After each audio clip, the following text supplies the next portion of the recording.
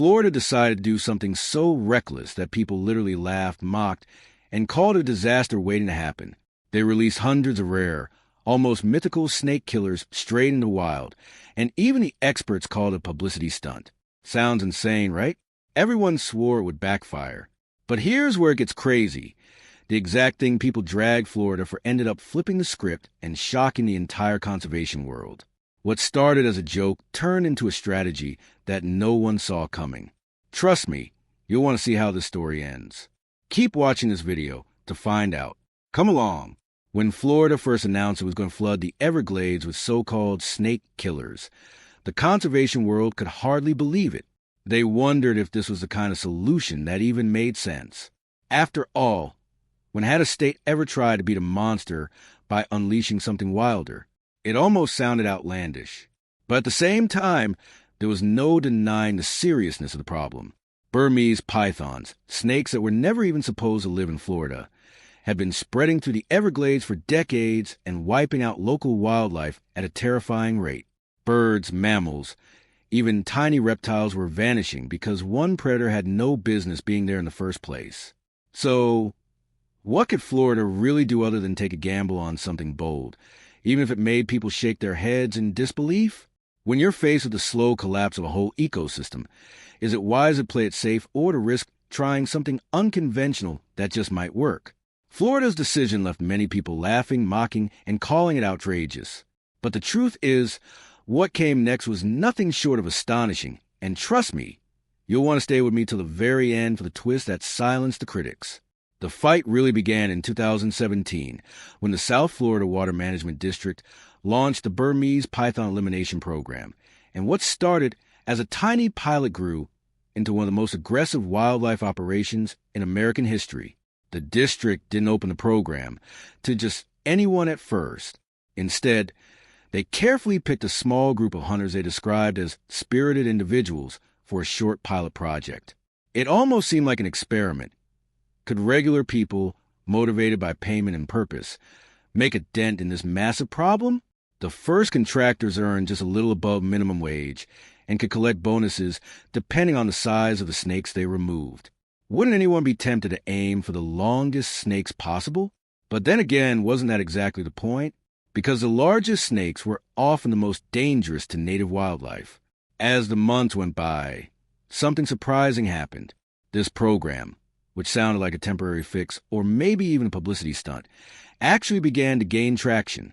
It did not just survive after the trial ended. Instead, it grew. Today, contractors are earning between $13 and $30 per hour while searching for snakes, and they still collect bonuses for length. They can also earn $200 for every verified active nest they destroy. Isn't it true that sometimes prevention can be even more powerful than cleanup? By the program's next stage, the scope had grown dramatically. What started with just a handful of hunters now spans multiple counties across state, federal, and county lands. This was no longer a quirky pilot.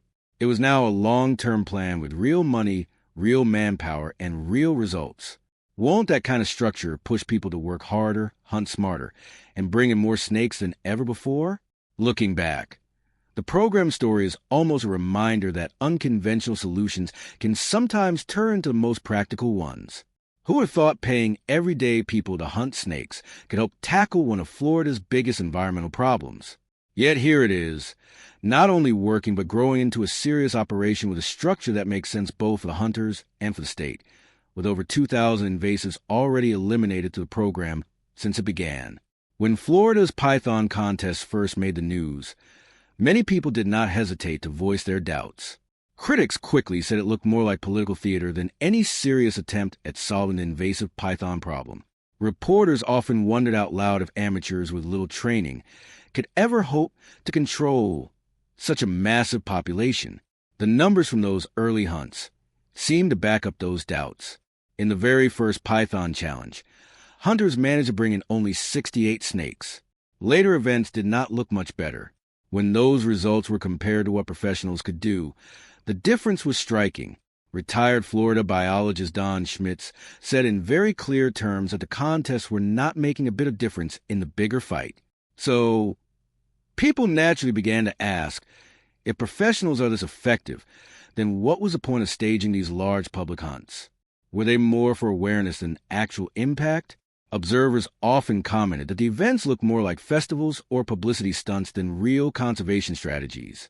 Some people even questioned whether the time and energy spent on organizing such contests could have been better invested in training more contractors. They also pointed out how the python problem was far more complex than just catching a few hundred snakes once a year. After all, these reptiles have been spreading across the Everglades for decades, reproducing at fast rates and thriving where they had no natural predators. Could weekend hunters really hope to make a dent in such a problem? Even though the contest drew excitement, news coverage, and community involvement, the reality kept pointing to the same conclusion. Those early public hunts did little to change the bigger picture. They brought people together, made headlines, and made Floridians feel like something was being done. But in the end, when compared to the steady and systematic work of professional teams, the results showed only how little difference those first contests actually made. And that left many people asking the hard question that never seemed to go away. Was the goal to truly solve the python crisis, or was it to make people believe that something was being solved? But here's the twist many people overlook. What Florida did next was nothing like the contests. Keep watching, because the next part changes everything. The fight against Burmese pythons has turned into something far more advanced than anyone could have imagined just a few years ago. At first, it was about hunters trying to catch as many snakes as they could. But over time, experts realized that the snakes were far too clever and far too widespread for simple bounty hunting to ever be enough. So now, the effort has grown into a multi-layered battle that combines the natural instincts of the snakes themselves with cutting-edge technology. It almost sounds like something out of a movie, doesn't it? People often ask, who are these so-called rare snake killers? Strangely enough, the answer is the snakes themselves. Scientists have learned to use certain pythons, often called scout snakes or Judas pythons, as living trackers. These are usually male Burmese pythons that undergo surgery to have radio transmitters implanted in their bodies. Afterward, they are released back into the wild, not to roam freely, but to unknowingly betray the very species they belong to. The Conservancy of Southwest Florida, for instance, keeps dozens of these Judas pythons under watch at any given time. One snake, named Luther, has become something of a legend. He has been tracked for more than 10 years and has led scientists straight to female pythons over and over again. Isn't it almost ironic that a python has become one of the most effective tools against other pythons? The real power of the Judas pythons comes alive during breeding season, which runs from December to April. That is when males are naturally drawn to females because of the pheromones the females release. By following a scout python, scientists can often locate entire breeding groups, sometimes 8 or more animals curled up together. The snakes are, in essence, lured by nature, and unknowingly, they lead researchers straight to their own kind. It's almost like asking, what better way to track down a python than to let another python do the work? A study that followed 25 Judas pythons for 5 years found that in nearly 1 out of every 4 cases, the scout snake led scientists to new pythons. Each time that happened, anywhere from 1 to 4 more snakes were captured. While that may sound like small numbers, the impact is far greater than it seems, because many of those captures are breeding females. By removing a single female, scientists prevent her from potentially laying dozens of eggs at a time. Over the years, this method has stopped thousands of python eggs from ever hatching since the program began. One might wonder, is that not a huge victory already, even if the process is more expensive than traditional road surveys? And yet, the fight does not stop with snake spies. Technology has now been brought into the picture in ways that make you pause and think, are they really using robots against snakes? The answer is yes. University of Florida scientists, working with funding support from the South Florida Water Management District, have built and deployed an entire fleet of robotic rabbits that act as decoys. These are not simple toys or stuffed figures, but highly sophisticated devices. They are solar-powered. They move in little hops that mimic real rabbits. They release scents that smell like live prey, and they even give off realistic heat signatures. From a python's perspective, these robots are as real as it gets. Each robotic rabbit cost the program roughly $4,000 to build, which might seem like a lot, But when you consider the potential in trapping predators that have evaded capture for decades, it begins to make sense. To make the plan even more efficient, these robotic baits are watched by video cameras with AI systems that can instantly notify officials the moment a snake comes close. Isn't it incredible to think that a predator as ancient and adaptable as a python is now being fooled by man-made machines? On top of that, scientists are also using near-infrared cameras that can detect snakes at longer distances than normal cameras, particularly at night when the snake's natural camouflage starts to lose its edge. When you step back and look at the whole picture, it becomes clear that the battle against Burmese pythons is no longer a matter of chance encounters or luck.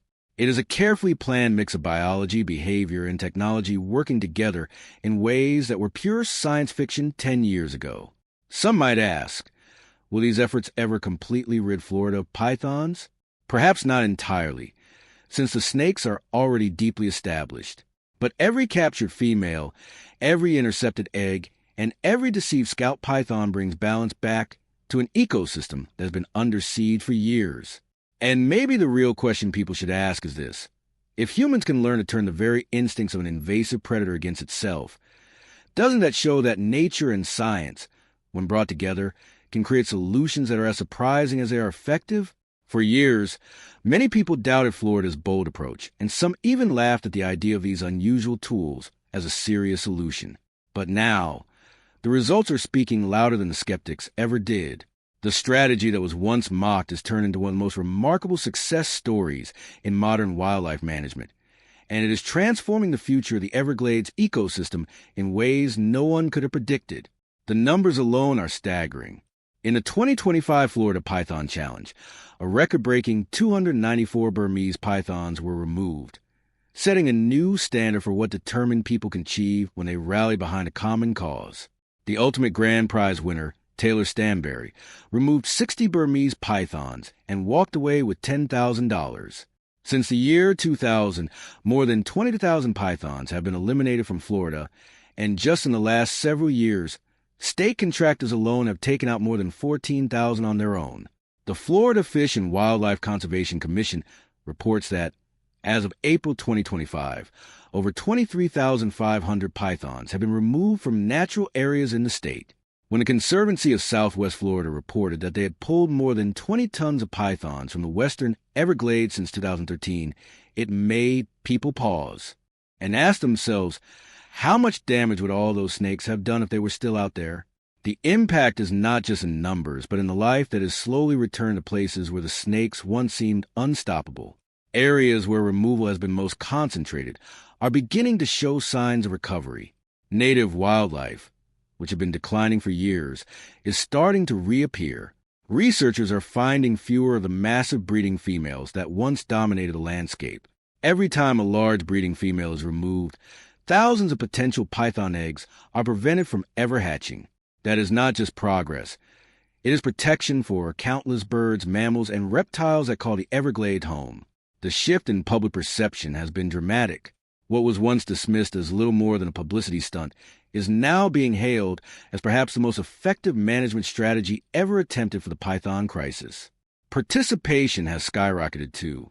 In 2025 alone, more than 900 people signed up for the Python Challenge, a sign that Floridians are not only aware of the issue, but eager to be part of the solution. After all, who would have thought a competition could inspire such widespread involvement in protecting an ecosystem? Yet here it is, working better than anyone imagined. The 2026 challenge has already drawn over 900 participants, proving the momentum is not slowing down. Florida's Python program is often spoken about now as one of the most fascinating examples of how a controversial idea can grow into something far bigger than anyone first imagined. Many doubted whether it would work at all. Yet, over time, that very experiment has grown into what many now describe as a conservation blueprint, a model that continues to inspire discussions on how to handle invasive species in other corners of the world. Wasn't it interesting that something once laughed at as unrealistic has turned into a success story that scientists and policymakers often point to with pride? The lessons learned have become clear as the years passed. Observers pointed out that the Florida Python Control Plan showed everyone that no single solution was enough to tackle such a massive challenge.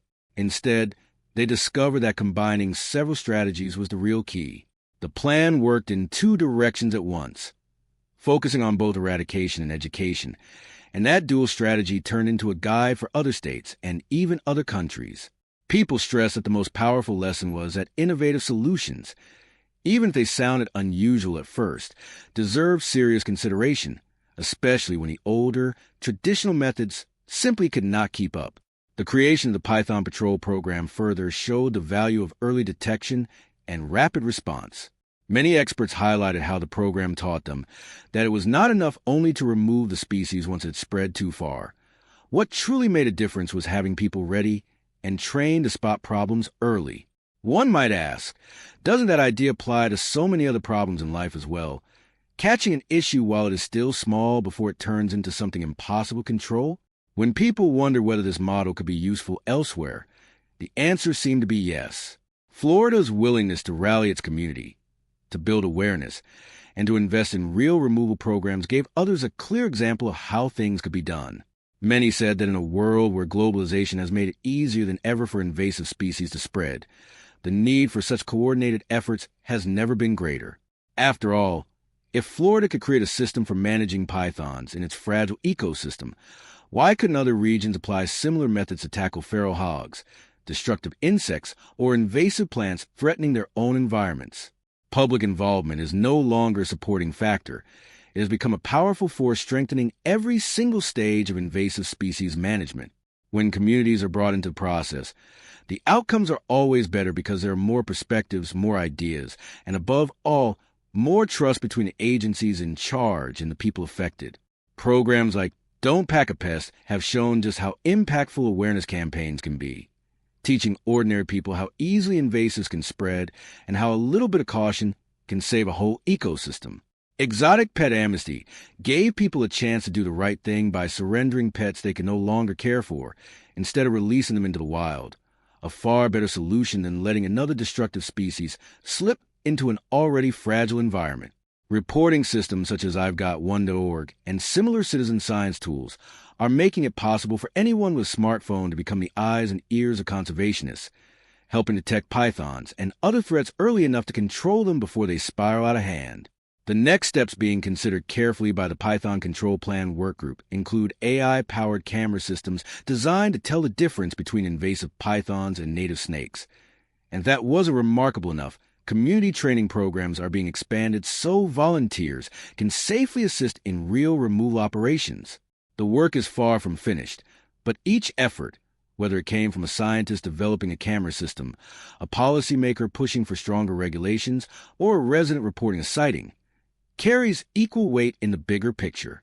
It is this unity, this weaving together of expertise, vigilance, and public trust that is the key to protecting ecosystems from invasive species now and in the future. With this, we have come to the end of this video. Thanks for watching. If you enjoyed this video, do well to like, comment, and subscribe for more content. To enjoy more thrilling stories, click now on the following video that pops up on your screen.